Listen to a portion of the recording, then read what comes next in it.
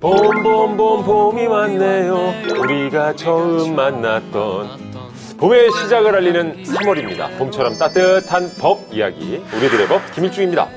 연분 우농 치마가 봄바람에 휘날리더라. 제가 노래는 좀 약했지만 그래도 이 느낌은 전해지셨죠? 상쾌한 봄처럼 여러분에게 상쾌한 법 전달해드릴게요. 안녕하세요, 변호사 임지혜입니다. 개나리 노란 꽃그늘 아래 가지런히 놓여있는 꽃가신 하나. 네, 법의 꽃그늘 아래 저와 함께 아장아장 나들이 함께 떠나시겠습니까? 빅데이터 전문가 전민기입니다. 봄비 나를 울려주는 봄비. 여러분, 우리 울려주는 건 봄비뿐이어야만 합니다. 법 때문에 울지 않도록 우리 함께 법을 잘 알아보도록 해보아요. 봄이된 김길입니다. 반갑습니다. 반갑습니다. 자, 드디어 3월, 그리고 오늘이 경칩입니다. 봄이 경칩. 완전히 시작되는 날이죠. 아하. 경칩, 그죠? 어떤 뜻을 담고 있죠, 기리 씨? 네, 똑같이밖에 몰라가지고 경칩. 저기 개구리가 깨어난다. 깨어난다는 뜻의 경칩인데. 그 칩도 개구리가 맛있죠? 깨어난다. 예. 그 칩도 맛있는데. 네네. 자, 그러면 다시 한번 기회 드릴게요, 기리 씨. 봄 하면 뭐가 떠오르십니까? 봄하면 이제 노란 꽃들이 떠오르죠. 꽃. 힘들게 짜내셨네요. 네네. 자, 민기 씨는 어떻습니까? 뭐가 떠오르죠? 봄하면 이 네네. 3월 아주 예. 중요한 시즌입니다. 네네. 중요한 시즌이에요? 바로 개편철이. 우리 개편, 봄개편. 봄개편. 봄개편. 이때 중요합니다. 봄금 받아가지고 방송 네. 열심히 해야 네, 하던 방송 잘리지 않고 열심히 잘 그래요. 나아갈 수 있고. 다들 긴장하는 시기죠. 기분 좋게 노래로 시작했는데 봄개편이네요. 그러네요. 주혜 씨는 어떻습니까? 저 봄하면은 일단 꽃구경이죠.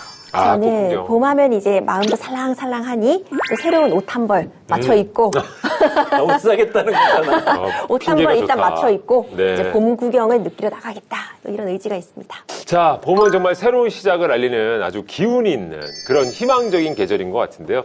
그런 의미로 우리의 삶을 바꿀 통과법, 어떤 것들이 있는지 알아볼까요? 일전에 저희가 한번 다룬 법이 있어요. 기억들 하실지 모르겠는데. 네. 압류 방지 통장 혹시 기억하세요? 네네. 기억납니다. 빚을 갚지 못하고 통장이 압류가 되더라도 이 최저 생계비만큼은 보호해주는 그런 통장이잖아요. 정확히 말씀해 주셨어요. 그 오기영 의원님이 이 채무자들의 일상 회복을 위해서 법 통과가 시급하다라고 강조했던 기억이 있는데 그러면 이 법이 통과가 됐군요. 맞습니다. 이 1인당 한 개의 생계비 계좌는 압류 없이, 압류 걱정 없이 보유할 수 있도록 한 일명 압류 금지 통장법이 지난 1월 8일 국회 본회의를 통과했습니다. 자, 그렇다면 이제 모든 국민이 압류 방지 통장 가질 수 있게 되는 건지 통과된 내용을 한번 정리해 주시죠. 본회의를 통과한 이 민사집행법 개정안은요, 대통령령으로 정하는 금융기관이 채무자의 1인당 한 개 생활비 계좌 개설을 허용하도록 했고요. 이 계좌에 해당하는 그 예금 채권의 압류를 금지하는 내용을 포함하고 있습니다. 또한 해당 계좌에 압류 금지 생계비를 초과하는 금액이 예치가 되면 자동으로 초과분은 예비 계좌로 송금하도록 하는 그런 절차도 마련해 두었습니다. 이 원래 최저 생계비는 이 보호를 받아야 마땅한 건데 그동안 그게 잘 안 됐었던 거죠? 그렇습니다. 현행 민사집행법에도요, 압류를 금지하고 있는 항목이 있었는데 거기에 1개월간 생활 유지에 필요한 예금을 대통령령으로 정하도록 하고 있었어요. 그러니까 1개월 동안 필요한 생활 그 비는 압류를 하지 못하도록 되어 있었지만 실제로는 채무자가 여러 금융회사의 통장을 보유하고 있으면 채권은행은 압류금지 생계기만 딱 따로 구분할 수가 없으니까 전체 계좌를 동결하는 방식으로 압류를 할 수밖에 없었고, 그렇게 되면은 모든 계좌가 압류가 되면서 일상생활을 하지 못하는 그런 경우가 발생할 수 있었죠. 자, 이렇게 계좌가 동결이 되면 이제 압류 취소 신청을 따로 해야 했던 걸로 기억을 하는데 법안이 통과된다면 이런 과정이 없어지는 효과가 있겠네요. 네, 대법원 자료에 따르면 이 법원에 접수된 압류금지 채권 범위 변경 사건이 2023년에만 2만 14건에 달했습니다. 그 2019년 17,407건에서 2020년 24,597건, 그리고 2021년 26,329건으로 꾸준히 증가하다가 2022년에는 2861건으로 소폭 감소하긴 했지만 여전히 높은 수치인데요. 근데 이게 한 번 신청으로 끝나는 게 아니라 매달 신청을 했어야만 했다고 해요. 예, 이제 이런 과정 없이 최저생계비는 보호를 받을 수 있게 되는 거죠.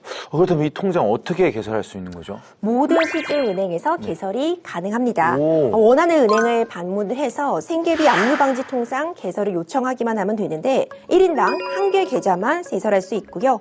한 달에 압류 금지 생계비를 다 사용하지 않고 잔고가 남아 있으면 다음 달에는 최저 생계비를 추가로 입금할 수 없도록 해두었습니다. 또 압류 금지 생계비 초과 금액이 예치가 되면 자동으로 이 초과 금액은 예비 계좌로 송금되게 됩니다. 법이 이렇게 바뀌면 정말 한숨 돌릴 수 있는 분들 많아질 것 같은데 언제부터 시행이 됩니까? 네, 원래 법안은 이제 공포 후에 6개월이 지나면 즉시 시행될 예정인데요. 이 법안 통과 과정에서 금융기관 등의 어떤 전산 시스템 구축, 그다음에 기관 간의 어떤 조율이 필요하다는 의견이 있어서 시행 일정이 1년으로 연기가 됐습니다. 이에 따라서 내년 1월경에 시행이 될 예정입니다. 압류가 들어오면 정말 한 푼도 안 남게 되는 경우가 많아요. 근데 이 법은 압류가 들어와도 최소한의 생계비는 보호가 될 수 있도록 하니까 경제적 어려움을 극복하고 다시 일어설 수 있는 희망을 갖게 했다는 점에서 의미가 남다를 것 같습니다. 한마디로 최소한의 안전장치라는 말씀이겠죠. 원래 법으로 보호됐던 건데 그동안 이제 안 되고 있었던 거잖아요. 앞으로도 이런 법의 사각지대를 없애는 노력이 계속해서 이어졌으면 좋겠습니다. 네. 맞습니다. 이제 채무자들도 최소한의 생계를 보장받으면서 희망을 가질 수 있는 환경이 마련이 된 거죠. 이처럼 모두에게 희망을 주는 입법자들이 더 많아져야 할 텐데요. 그런 의미에서 봄처럼 따뜻한 희망을 불어넣을 입법자를 만나봐야겠죠. 오늘의 주인공은 바로 이분입니다.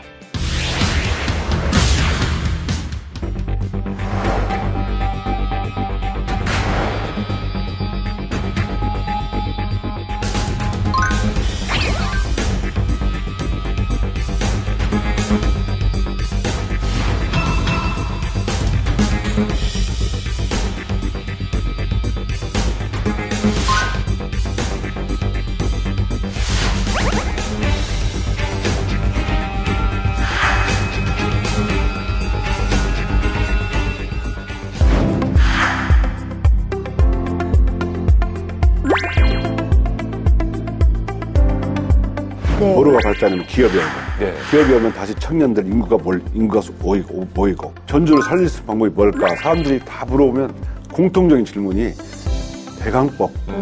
전주에서 자라난 인재들이 고향을 떠나면 거기에서 이제 정착을 하게 되는 일자리가 없기 때문에. 인재 유출. 지역 인재가 그 지역에서 취업하고 부모를 모시면서 살 수 있도록.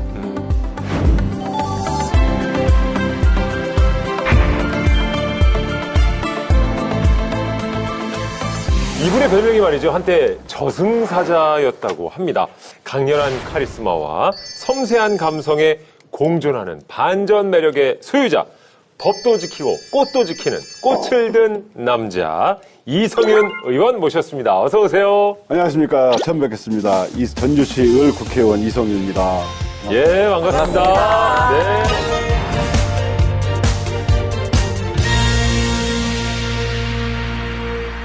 앞서 저승사자라는 별명 아마 검사 생활을 이제 30년을 예. 하셨기 때문에 예. 그런 별명이 붙으셨을 것 같은데 그리고 이제 정치인의 길을 걷고 계십니다. 예. 어떠세요? 어떤 점이 가장 좀 달라지셨다고 느끼십니까? 이제 검사 생활은 하다 보면 주로 이제 피의자를 다루고요. 그 사건을 다루잖아요. 네. 그렇기 예. 때문에 주로 이제 앉아서 사건을 이렇게 조사하고 기소하는 일이라면, 근데 정치인은 발로 오는 것 같아요. 체력이 좋아야 되고요. 계속 발로 뛰어다니면서 한 분 한 분 설명 듣고 또 얘기도 듣고 해야 하기 때문에 발로 뛰는 것 같다. 30년간 했던 거하고 반대. 약간 아래에서 깨어나는 기분, 이런 느낌을 갖고 있습니다. 아, 그러시군요. 의원님이 또 별명이 또 굉장히 특별합니다. 뭔지 알 것 꽃게. 같은데? 아, 꽃게? 그래요? 네, 뭘로 생각하셨어요? 저는 성룡. 제가 옆에서 뵀는데 너무 제기찬 형님하고 많이 닮으셔가지고. 성령이 제일 닮았다고. 근데 별명 꽃게요? 꽃게. 예. 이게 이제 옆으로 기어가는 어. 꽃게가 아니라, 꽃과 게를 이제 합친 걸로 제가 알고 있는데, 네. 사실 좀 인상이 좀 이게, 이 강아지의 귀여움과, 귀여움. 굉장히 또 용맹함을 다 갖고 계신 것 같기도 한데, 어떤 이유로 꽃게를 제가 이제 그 대학교 내내 이제 야학을 하고 야학에서 만난 아내하고 결혼을 했는데 네. 아내가 또 군대 3년 더 기다려줬어요. 야. 제가 또 그때 공부를 해서 그것이 합격해서 검사가 됐는데 아시다시피 검사가 집에 들어오는 시간이 별로 없어요. 엄청 예. 바쁘다고 하더라고요. 보통 월요일에 출근해가지고 뭐 목요일 날 퇴근하거나 이런 때가 많거든요.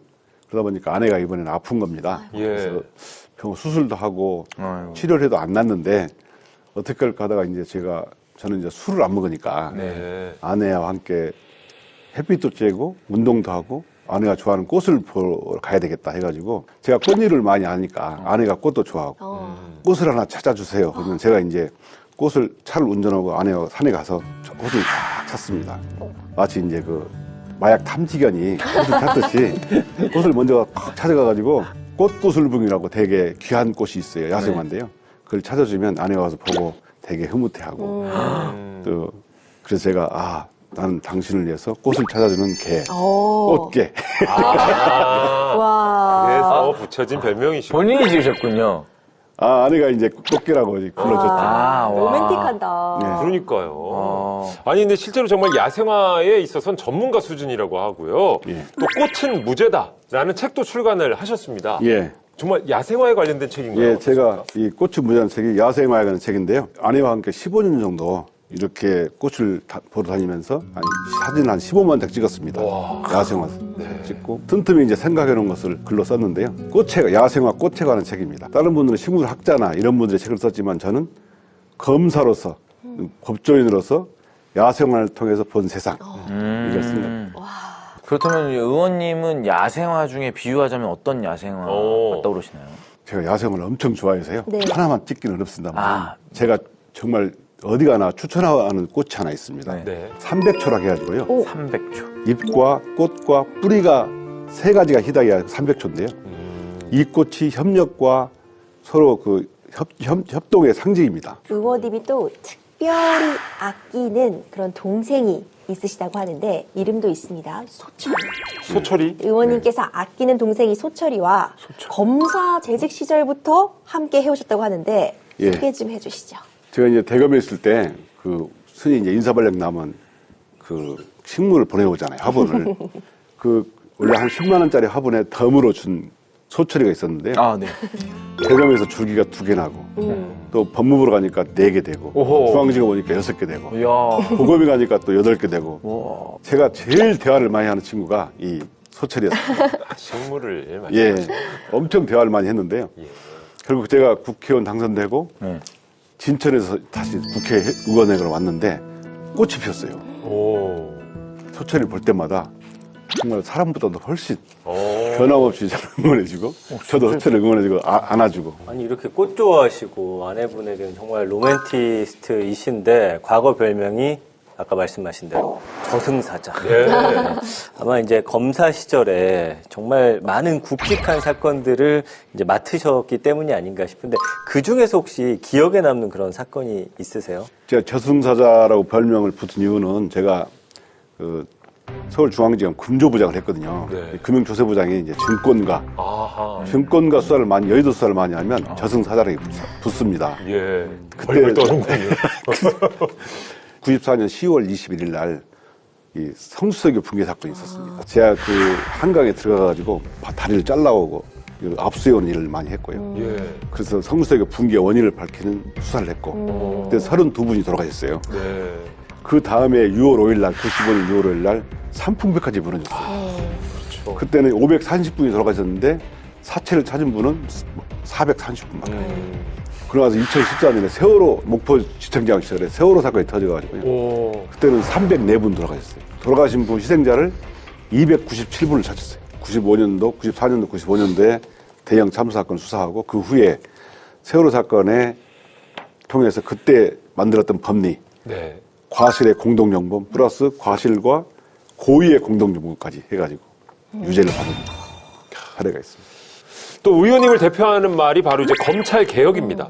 실제로 국회에 오셔서도 이제 검찰 개혁에 많은 노력을 기울이고 계신데 어떤 부분을 좀 중점적으로 보고 계십니까?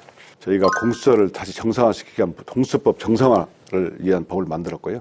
두 번째는 검찰의 수사와 기소를 분리해야 됩니다. 그 검찰청을 기소청으로 만들고 또 중수청을 새로 설립하는 그런 수사와 기소 분리 법안을 만들었고요. 말씀 주신 것처럼 이와 관련해 법안도 이미 예. 발의를 하셨습니다. 특히 공수처법 개정안을 좀 예. 대표적으로 꼽을 수 있을 것 같은데 간단히 내용도 좀 설명 부탁드릴게요. 현재 이 공수처법은 아시다시피 공수처에 검사가 19분밖에 안 계세요. 19분. 공수처 사건이 다 어렵지 않습니까? 고위공직자니까 수사를 제대로 못하는 거예요. 그래서 정상화시키기 위해서 공수처 검사를 50명으로 다시 늘리자. 검사나 또 고위 경찰 공무원의 범죄에 대해서는 모두 공수처에서 수사할 수 있도록 해야 되겠다. 그렇게 해야만이 수사기관 간의 견제와 균형이 이루어지고 제대로 된 수사가 될 수 있습니다. 사건이 암장되지 않고요. 맞습니다. 우리 사회를 더 나은 방향으로 만들어 가고자 하는 노력이 엿보이는 이성윤 의원님이신데요. 입법자로 그동안 추진해온 법안들도 아마 그런 변화를 담고 있지 않을까 싶습니다.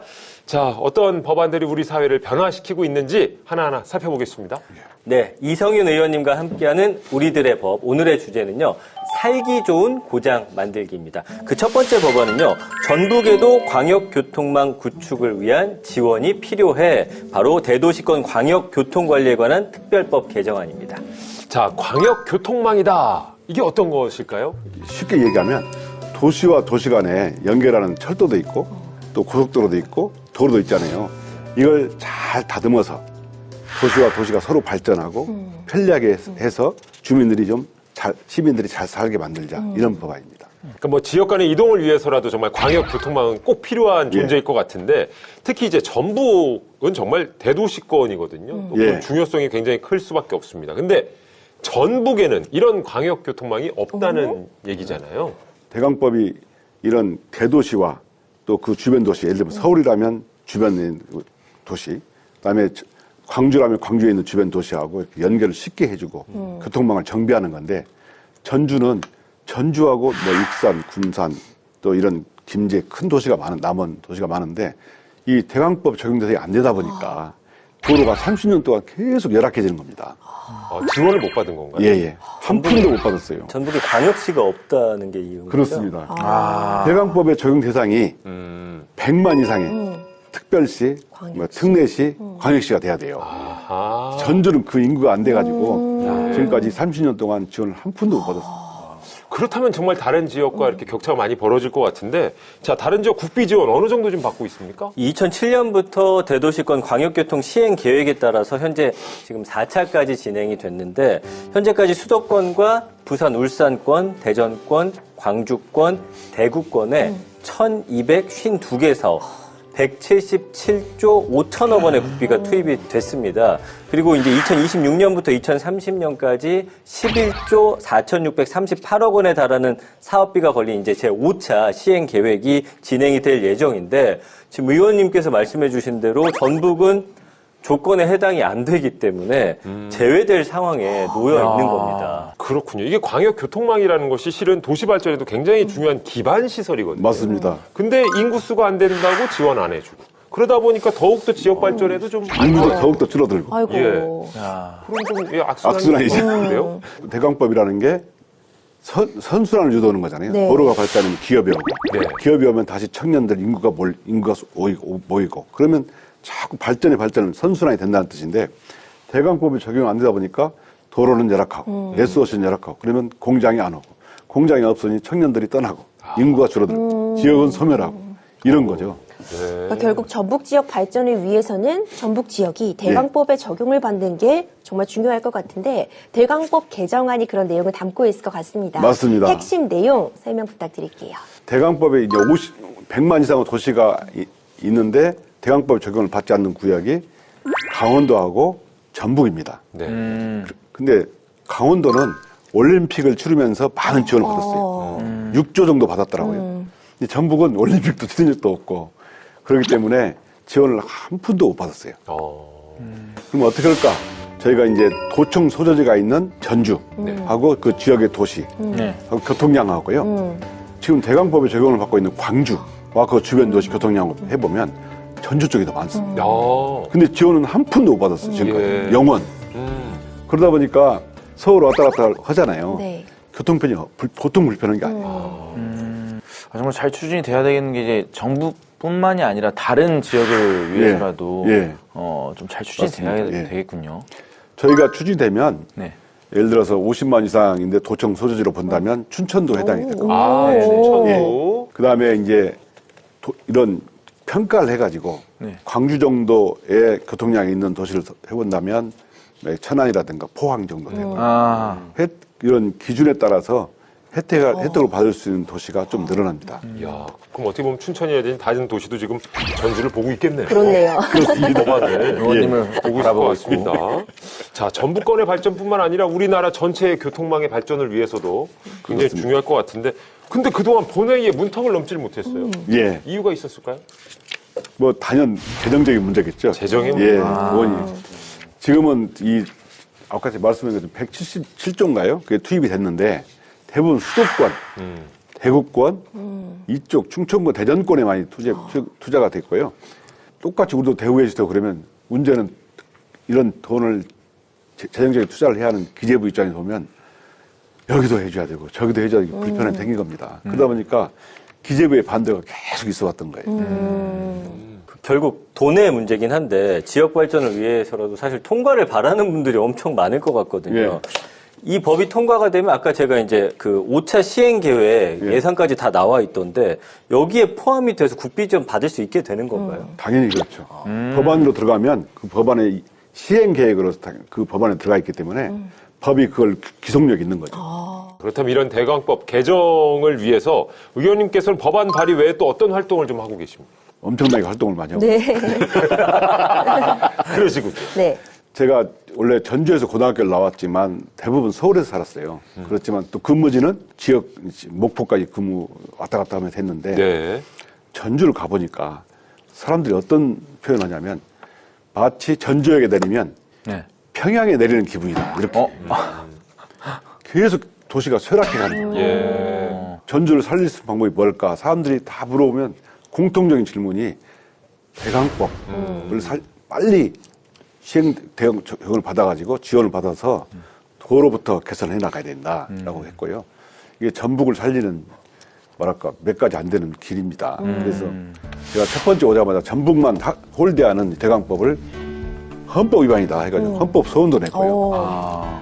지금 제가 또 국토위 가가지고 의원들한테 설명도 하고 반드시 통과돼야 한다고 지금 설득을 하고 있습니다. 네. 아, 그러시군요.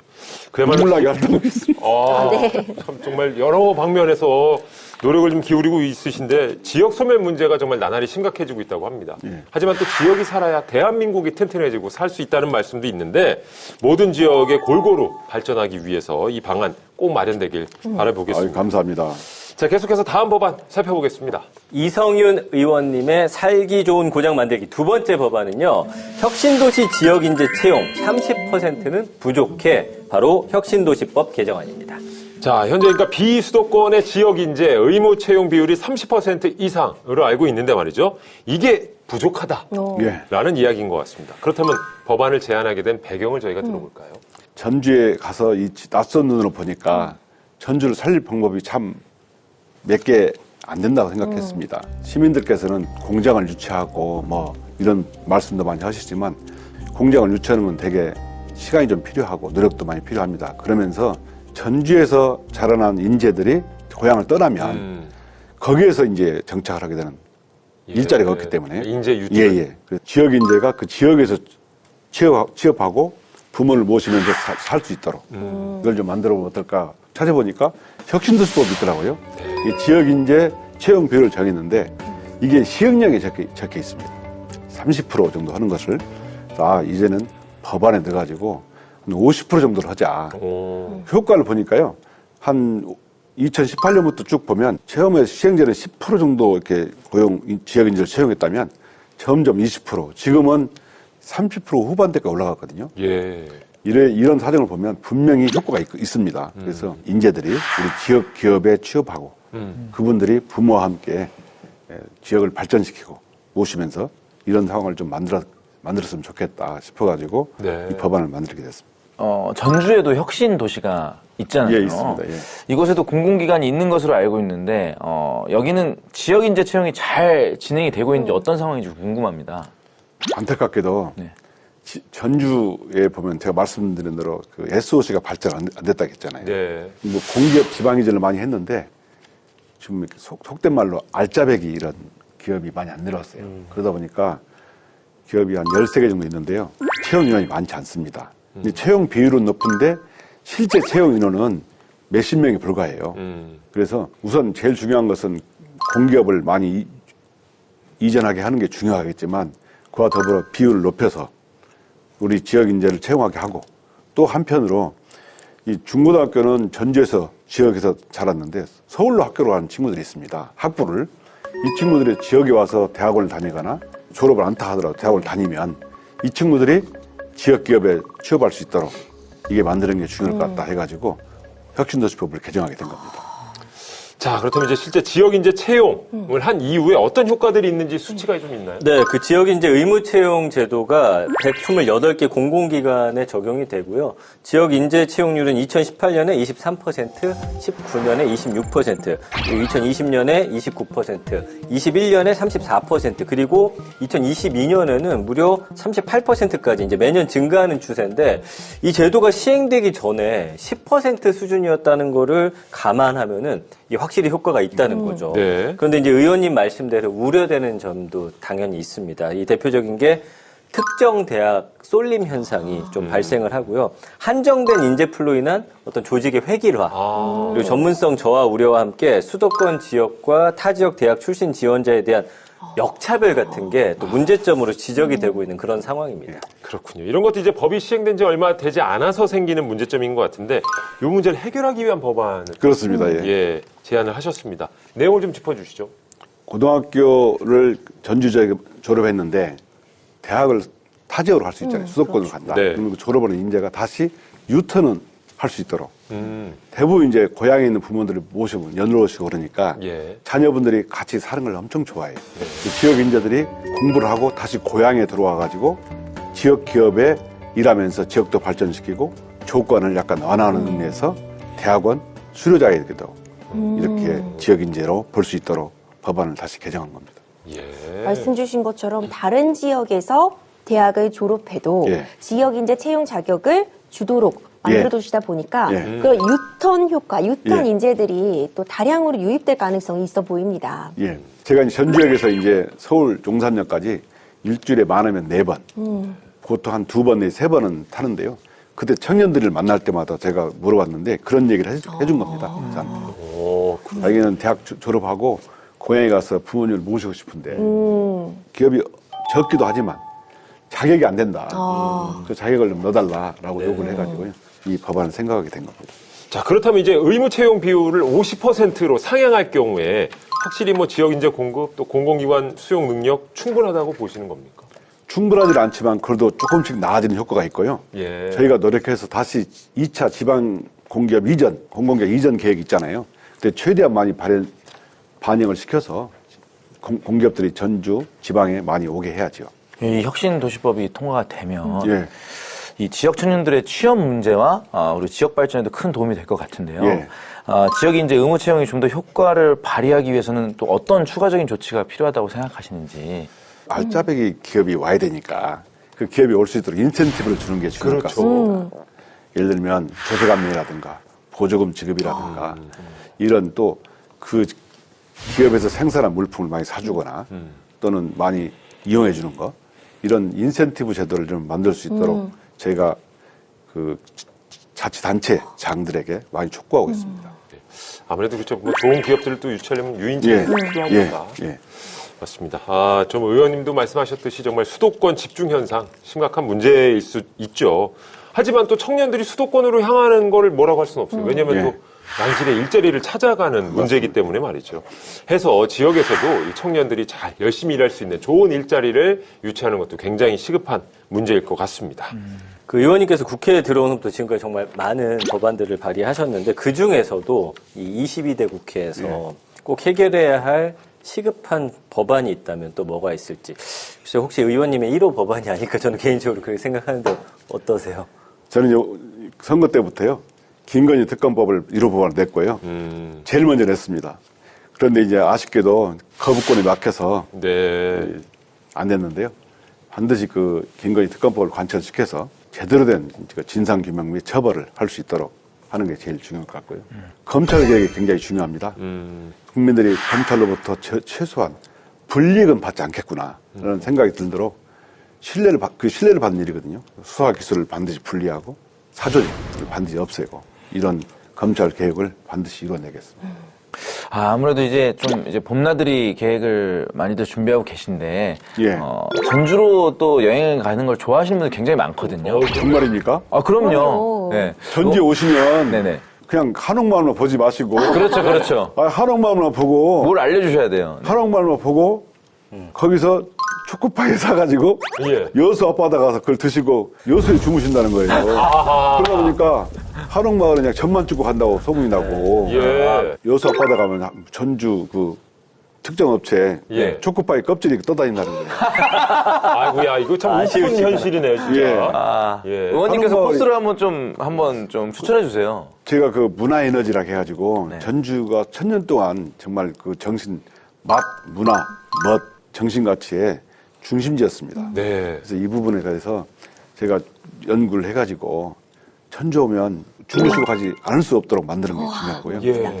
그런 지금 공청회도 하고 그런 사업을 계속 추진할 예정인데요. 전주는 한옥마을 있는 게 아니고요. 전주 주변에 정말 좋은 곳이 많습니다. 전주만 해도 전주 식물원, 전주 동물원이 있고요. 전주 동물원 동물을 이렇게 가둬놓는 게 아니고 네. 돌아다닐 수 있도록 만든 오. 정말 생태형 동물원이고요. 애들이 엄청 좋아합니다. 엄마랑 오면. 그래서 전주 식물원 같은 경우는 제가 다녀본 식물원, 대한민국 식물원 중에서 몇 번째 안 가는 훌륭한 식물원. 아 정말요. 예. 특히 또 야생화 전문이시니까 또 예. 그런 부분도 다 관심 있으시겠네요. 전혀 몰라요. 예. 그다음에 전주에 보면 전주는 맛집이 없어요. 어디 가나 맛집. 다 맛집이다. 아, 전주하면 근데 보통 비빔밥이나 그죠? 그렇죠. 예, 콩나물국밥. 그죠, 그죠. 예, 이런 거 지금 바로바로 떠오르는 것도 많거든요. 그 이제 좀 전국적으로 상품화된 거고 예. 실제는 보면 모든 게 맛있어요. 아. 저희가 어디 가서 단체로 갔는데 그 지역에서 뭘 찌개를 먹고 이걸 과연 팔 수 있을까 싶을 정도로 전주 사람들은 아, 맛에 있어서만큼은 자부심이 그렇죠. 있으시죠. 왜냐하면 과거에 택리지에 보면 전주 완전한 도시다. 뒤에 진안고원의 임산물, 예. 그다음에 호남평야의 쌀, 그다음에 서해바다의 해산물 이게 모두 갖춰진 완벽한 맛의 도시. 대도시. 맛에 있어서의 그 자부심이 네. 대단합니다. 최고인데요. 그다음에 멋, 각종 한류, 예술, 문화재, 그다음에 영화제, 무형문화재가 정말 많고요. 판소리, 도립국악원, 시립국악원, 국악원이 많아요. 예. 전주 사람들은 다 판소리 한마디씩 합니다. 오. 저도 기회가 되면 하라고 하는데 예. 기회를 안 주니까 그럼 여기서 저희가 한번 기회를 드리겠습니다. 네. 허죠. 이산저산 꽃이 피니 분명 고 봄이로구나. 말씀. 봄은 찾아왔건만은 세상사 쓸쓸하더라. 나도 어제 청춘일난에 오날 백발한심하구나. 여기까지. 와, 너무 이게 멋지신데요. 8분짜리인데요. 인생을 4계절에 비유한 건데 제가 기회가 되면 완창을 제가 드리겠습니다. 솔직히 큰 기대를 안 했는데 너무 잘하셔가지고 깜짝 놀랐어요, 제가. 목소리가 너무 전주 좋으시- 가야겠어요. 어우, 전주 가야겠습니다. 예. 네. 확 가고 싶어졌어요. 네. 공간이 다 바뀌네요, 그냥. 노래 부를 수 있어요. 이게 무슨 프로그램인지 까먹었어요. 또 놀라운 실력이에요. 그러니까요. 자, 지금 저희가 갑자기 이서영 의원님 매력에 빠졌는데, 기리 씨 어떠셨어요? 오늘 함께한 시간. 정책 얘기를 하고 법 얘기를 하면서 이렇게 웃으면서 대화를 할 수도 있구나 싶어 정말 즐거운 시간이었고 저는 이제 꽃 얘기 나서 근데 저는 꽃을 전혀 모르는데 제가 진짜 좋아하는 꽃이 있어요. 예. 그걸 뭐라고 불러야 되는지 모르겠는데 이 시멘트랑 예. 요 보도블록 사이에 진짜 말도 안 되는 곳에서 피어나는 예. 그 뭐 들꽃이라고 해야 되나요? 제비꽃? 제비꽃? 뭐 이제 종류가 있겠죠. 그것도. 종류는 제가 모르겠는데 네. 그 필 수 없는 것 같은 공간에서 척박한 환경에서. 피는 그런 네. 예쁜 꽃이 있으면 저는 거기서 한참 그걸 보는데 예. 의원님 보는데 그 꽃이 생각이 났어요. 감사합니다. 왜냐면 정말 이 쉽지 않은 사건이랑 수사들 맡으면서 되게 팍팍한 삶을 사셨을 수도 있는데 이렇게 지치지 않고 밝게 이런 모습을 감사합니다. 보여주시니까 너무 희망이 됐습니다. 네. 예.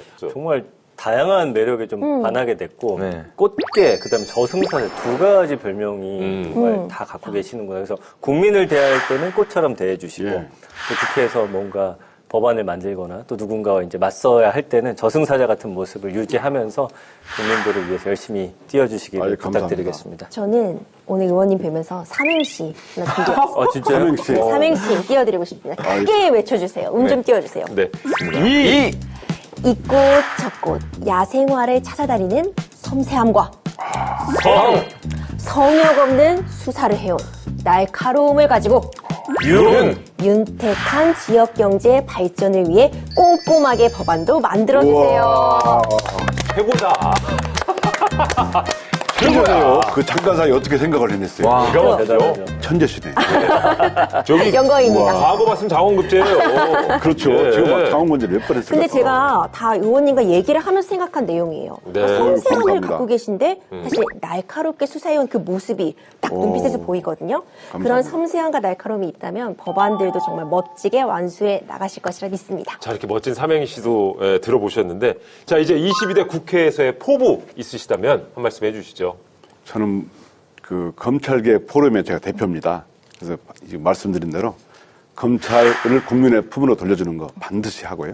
국민들이 발 뻗고 주무실 수 있도록 저희가 최선의 노력을 다하겠습니다. 그야말로 정말 우리 사회 곳곳에 필요한 개혁을 위해 앞장서고 계신 이성윤 의원님이신데 앞으로도 변화가 시급한 곳에서 국민들에게 힘이 되는 역할 해주시길 저희도 응원하겠습니다. 네, 감사합니다. 예, 지금까지 이성윤 의원과 함께한 시간이었습니다. 고맙습니다.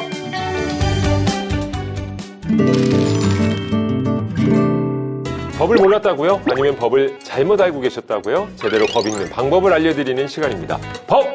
읽어드립니다. 자, 연말 그리고 연초에 특히나 사람들이 많이 붐비는 성수기인 곳이 있습니다. 바로 헬스클럽이죠. 그렇죠, 그렇죠. 예, 우리 인변은 여전히 가끔 다니고 있나요? 제가 꾸준하게 등록을 합니다. 등록을 그렇죠. 하시고. 꾸준하게 빠지지 않고 등록을 하고 예. 사실상 출석률은 음, 현재로서는 좀 저조한데 그래요. 아직 끝날 때까지 끝난 거 아니죠. 올해 열심히 가겠습니다. 작년에도 그런 말씀 했었던 것 같습니다. 하죠. 저는 보통 한 5% 정도 이용한 것 같습니다. 왜 끊어요? 예, 그 정도면 왜 끊습니까? 자, 그렇습니다. 헬스클럽 물론 등록도 해야 되고 꾸준히 가는 것도 중요하지만 혹시 헬스클럽에서 운동하다 다친 경험 있으세요? 저도 운동을 좀 했었는데 예. 많이 다쳤었어요. 오. 그래요? 저 같은 경우는 이 화면에 노출되기 위해서 코어도 굉장히 중요하고 예. 보이지 않는 이 속근육도 중요한 건데 예. 잘 보이게만 이렇게 하다 보니까 좀 몸을 좀 다치는 경우가 있었어요. 아하. 그럴 수 있겠네요. 저는 이제 보이지 않는 속근육 위주로 하다 보니까 잘 안 보이죠. 너무 꼭꼭 숨겨놓은 거 아니야? 이제 그럼 기리 씨처럼 둘이 조금 바뀌어야 되겠네. 그래야 될 것 같아요. 조금 맞아요. 보이는 데도 좀 해주세요. 알겠습니다. 진짜 많이 예. 숨겨놨어요. 알겠습니다. 자, 근데 이게 운동을 할 때 자칫 정말 의욕이 앞서거나 또 너무 과욕을 부리면 다칠 수도 있거든요. 오늘 주제가 운동 중에 벌어진 사고 이야기라고 합니다. 자, 운동하다가 다쳤다. 이거 과연 누구 책임일까요? 사연으로 만나보시죠. 자, 오늘은 필라테스를 제대로 배워볼 거예요. 자, 아버지, 할아버지 준비되셨죠? 아휴, 이 나이에 뭘 이런 거래. 나는 몸이 뻣뻣해서 이런 거 안 맞아. 야야야 우리 나이가 어때서 할아버지 그 창피하게 노래 좀 가죠. 아니 뭐 전국 노래자랑 한번 나가보려고 그러는데 실력 괜찮지 않니? 어? 아버지도 참, 뭐가 그렇게 하고 싶으신 게 많은지. 120세 시대래잖아. 아직 창창한 나이야. 안녕하세요, 여러분. 오늘은 신입분들 정말 많네요. 저희 할아버지 잘 부탁드립니다. 아우, 걱정은 노노노. 저만 믿고 따라오면 아주 유연한 바디 가지실 수 있어요. 자자자, 오늘은 고양이 자세 배워봅니다. 몸을 유연하게 만들어 봅시다. 아우, 그 흉측하게 고양이 자세. 저게 뭐니? 아유 이런 거야 뭐 내가 젊었을 때 몸 좀 썼지. 자, 할아버지 무리하지 말고 천천히 따라하세요. 자, 아빠도요. 아휴, 근데 이게 생각보다 어렵네. 아빠, 천천히 이거 다쳐요. 아들 넌 아직 젊은데 그걸 못하니. 자 봐봐 허리 이렇게 쭉 엉덩이 이렇게 쓱. 아우, 할아버지 조심하세요. 아유 이 정도쯤이야. 내가 옛날에 몸 좀 썼다고. 쭉. 어머머머 괜찮으세요? 허리가 허리. 이거 저 기구가 부실한 거 아니에요? 강사가 잘못 가르친 거야. 아유, 허리야. 아니, 제가 언제 과하게 하라고 했어요. 아니, 이래서 운동 안 하는 게 좋아. 사실 그게 아니라 지금 할아버지 병원 가봐야 될 것 같아. 이거 치료비 어떡할 거야. 너네 필라테스 학원이 책임져야지. 아니, 그건 좀 억울한데요? 안전수칙 다 알려드렸고 무리하지 말라고도 전 분명히 말했어요. 아니야, 이건 법원에서 볼 일이야. 손해배상 청구하겠어. 그래요, 법원에서 만나요. 이야, 어떡해. 우리 할아버님이 열정이 넘치셨습니다.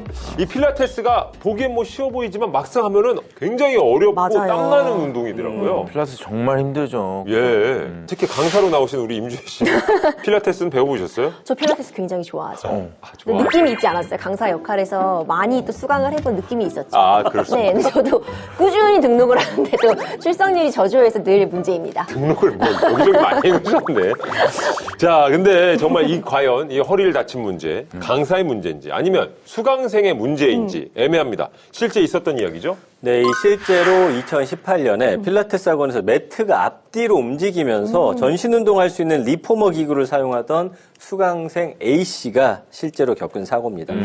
이 A씨는 리포머 기구에서 양발과 무릎은 이제 매트에다가 대고 엎드린 자세, 일명 고양이 자세를 취하면서 강사의 설명을 듣던 중에 이 A씨가 기구에서 떨어지면서 왼쪽 어깨를 부딪혔는데 이 어깨 관절이 빠지고 척추가 골절되는 큰 부상을 입었습니다.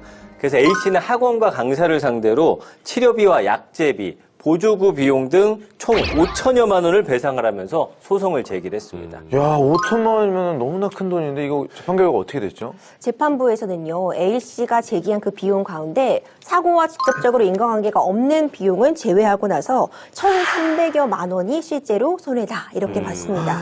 이 중에서 60%인 800여만 원의 배상 책임을 인정을 했는데요. 또 학원과 강사에 대해서 별도 위자료 1,000만 원 또 인정을 해서 결국 총 1,800여만 원을 이 A씨에게 지급하라는 판단을 내렸습니다. 자, 근데 손해배상금을 60%로 어떻게 보면 제한을 한 겁니다. 그렇죠. 이유가 있을까요? A씨가 실제 사례에서 보면 70대 중반이었어요. 네. 근데 재판부는 강사로서 수강생의 그러니까 신체의 특성과 능력을 고려해서 안전하게 기구를 사용할 수 있도록 지도할 의무가 있다. 이렇게 판단을 했어요. 특히 A씨가 고령이었죠. 그리고 이게 혼자 듣는 개인 수업이 아니라 여러 수강생들과 함께 듣는 수업이었으니까 더 주의를 기울였어야 된다. 이렇게 보았습니다. 다만 이 A씨가 강사가 아직 설명을 하고 있는데 먼저 동작을 취하다가 사고가 난 부분을 고려해서 A씨의 책임 또 일부 인정이 된 것이죠. 지금 재판 결과를 보면 학원과 강사가 함께 지급을 하라고 명령을 내렸는데 이렇게 되면은 이 학원과 강사 누구의 책임이 더 큰 건가요? 그래서 재판이 또 시작이 됩니다. 당시 A씨에게 지급한 돈이 재판부에서 이제 지급하라고 한 돈 1,800만 원하고 지연 손해금까지 해서 2,250여만 원이었습니다. 이걸 학원에서 일단 지급을 했다고 해요. 자, 그리고 나서 학원에서 A씨한테 지급을 하고서 강사를 상대로 해서 2천여만 원을 지급하라라는 구상금 소송을 진행을 했는데 강사는 계약 위탁서에 따라서 사고가 자신의 어떤 고의라든지 중과실로 발생한 사고가 아니기 때문에 이 면책된다라고 주장을 했습니다. 야, 그러니까 강사 입장에서는 이거 자신의 실수가 아니라고 주장을 한 거고, 근데 학원 입장에서는 아니다, 강사의 수업 중에 발생한 사고니까 강사한테 책임이 있다라고 하는 거고. 재판 결과는 어떻게 됐습니까? 강사에게 학원에 450만 원을 지급하라는 원고 일부 승소 판결이 있었습니다. 네. 재판부는 그러니까 필라테스 기구 운동 자체의 어떤 위험성 그리고 그룹 레슨의 어떤 한계점 이런 부분들을 지적하면서요. 학원이 처음에 왔을 때 상담을 진행하잖아요. 이때 충분한 상담이 이루어지지 못했다는 점을 좀 우려를 표했습니다. 또한 강사는 학원 대표한테 70대 회원분 좀 걱정된다. 이런 우려를 이미 전달을 했다고 해요. 그럼에도 별다른 조치가 학원에서 없었다는 점 이런 부분들을 고려하고 또 수강생이 수업 중에 먼저 미리 동작을 취하다가 난 사고라는 점 학원이 지급한 손해배상금 가운데 강사의 책임은 20% 정도로 제한된다고 본 것이죠. 자, 그렇다면 이제 필라테스뿐만 아니라 뭐 PT를 받는다든지 하면서 부상을 당했다 하는 경우 학원을 상대로 소송을 해야 되는 겁니까, 그럼? PT를 받다가 트레이너의 지시에 따라서 뭐 무리한 자세나 동작을 하다가 사고가 나면 그 과실을 물어서 보통 해당 헬스클럽의 배상책임보험으로 처리를 하려고 생각을 해보게 되는데 보통 헬스클럽에서는 그 헬스 기구들 시설물 때문에 다친 경우에 이에 대한 보상 책임 보험에 대한 부분만 가지고 있지 지도 강사의 실수에 대한 부분은 보험까지 들지 않는 경우들이 있습니다. 이럴 경우에는 해당 트레이너 그리고 헬스장을 상대로 공동 배상 책임을 이제 의무로 해서 규정상 그 손해배상을 진행하는 것이 좋습니다. 그러니까 뭐 진짜 이제 봄이 되면 여름을 대비해서 뭐 나도 예쁜 몸을 만들어 봐야지. 아니면 건강의 이유로 헬스클럽을 찾는 분들 많으실 텐데 이렇게 다치게 되면 당분간 운동도 못 하죠. 또 손해도 손해고. 자, 최근에 운동하는 분들이 늘면서 관련 사고도 좀 많아졌을 것 같는데 실제로 자료가 좀 있습니까? 맞습니다. 이 실제로 헬스장 등 체육시설에서의 안전사고가 증가하고 있는 추세입니다. 실제로 보험 통계 조회 서비스를 보니까 이 2020년 4,346건이었던 사고 건수가 2022년에는 6,616건으로 약 52% 증가를 했습니다. 그 대표적인 사고 유형이 운동기구에 뭐 부딪힌다든지 아니면 기구 사이에 신체 일부가 눌리거나 끼이는 사고, 그리고 넘어지거나 미끄러지는 사고 등이 있었습니다. 근데 정말 혼자 운동하시는 분들이 굉장히 많은데 이분들이 이제 혼자 운동을 하다가 뭐 덤벨이나 기구 등 때문에 다친다면은 이런 경우에는 헬스클럽의 책임이 물을 수 있는 건가요? 이 헬스장을 운영할 때는요, 회원들이 잘못된 방식으로 운동을 하는 경우에 운동기구를 안전하게 사용하도록 지도하고 감독할 그런 의무를 부담받는다고 볼 수 있습니다. 그렇기 때문에 내가 혼자 운동하다가 헬스장에서 부상을 입어도 헬스장 측에 배상을 요구할 수 있습니다. 실제로 런닝머신, 뛰는 그 기구 있잖아요. 네네. 거기서 사고를 당해서 업주에게 배상을 요청한 그런 재판이 있었는데요. 헬스장의 안전 의무가 제대로 이루어지지 못했다 이렇게 보아서 업주에게 피해액의 절반 50%를 배상하라는 판결이 내려진 바가 있습니다. 자, 그렇다면 만약에 헬스장에서 운동을 하다가 부상을 당했을 경우 어떻게 대처를 하는 게 가장 좋을까요? 헬스장에서 부상사고가 발생하면 이용자와 그리고 헬스장 측이 이 책임을 과실 분담 비율에 따라 나눠지는 경우가 대부분입니다. 이 경우 이용자의 부주의나 아니면 헬스장 측의 안전의무 이행 여부 등에 따라서 그 과실 비율이 정해지게 됩니다. 그렇기 때문에 사실 이 사고가 발생했을 때 증거를 남기는 게 중요해요. 당시의 상황을 알 수 있는 사진이라던가 아니면 주변 목격자들을 확보해 놓는다거나 이런 부분들이 앞으로 소송을 진행하는데 좋은 자료가 될 것 같습니다. 이건 마치 뭐 도로에서의 교통사고라든지 접촉사고 났을 때 증거 확보하는 거랑 비슷한 일인 것 같긴 한데, 자, 오늘의 마무리를 책임지는 김기리 씨의 한 줄 평 들어보겠습니다. 네, 김기리 한 줄 평. 헬스장에선 무게보다 안전이 더 중요하다. 건강의 헬스장이 아니라 지옥의 헬스장이 되지 않도록 여러분 모두 안전 제일 주의하시길 바라겠습니다. 네. 자, 운동은 정말 건강을 지켜주지만 자칫 방심하면 건강을 앗아갈 수도 있습니다. 운동을 하더라도 건강하고 안전하게 하는 게 사고를 막을 수 있는 최고의 예방책이 아닐까 싶네요. 오늘 준비한 내용 여기까지입니다. 우리의 일상을 지키는 법으로 다시 찾아뵙죠. 우리들의 법 다음 시간에도 함께해요. 함께해요.